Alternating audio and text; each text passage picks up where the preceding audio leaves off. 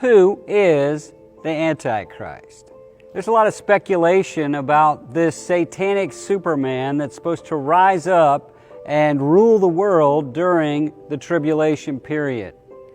If you want to study the Antichrist, a lot of information is given in the book of Daniel, chapter 7 through 11, 2 Thessalonians chapter 2, and the book of Revelation, chapter 13 and chapter 17. What does Antichrist mean? Well, the word anti means in opposition to, so he opposes Christ, and it also means instead of. He wants to replace Christ. And in many ways, that's exactly what he tries to do.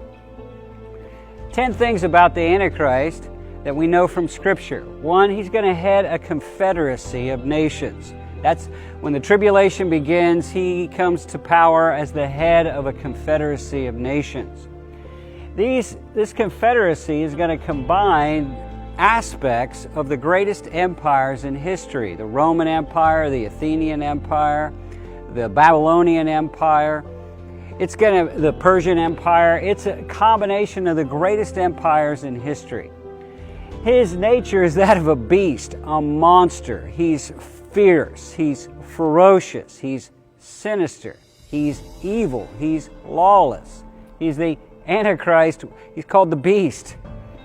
He's got satanic power, satanic superpowers. He's going to be able to do things no other man can do because he's energized by the very power of demons that are filling him up. He's going to experience a perceived resurrection. Either him or his confederacy is going to go through a time of death and then have a resurrection.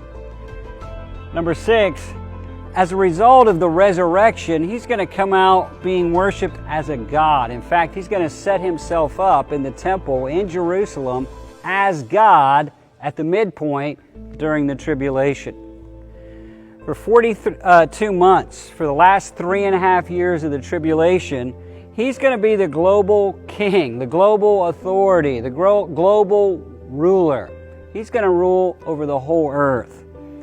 From that position, he's going to persecute God's people, the people saved during the tribulation, the Jewish people, a time of fierce, bloody persecution of the people of God. He's going to use a global religion and a global economy to stretch his fingers, to stretch his authority, to stretch his power, to stretch his evil into every part of society, every nation on the earth, every person on the planet. Well, all this comes together in a series of battles called Armageddon. The final one, Jesus will come as the King of Kings and the Lord of Lords. He will defeat the Antichrist and cast him into the lake of fire. 10 things about the Antichrist, but the last one I want to give you is this. You don't want to ever be around when he's here. You want to escape the tribulation. You want to escape the Antichrist, and you do that by putting your faith in Jesus Christ and living your life for him right now. Jesus is coming. You need to get ready.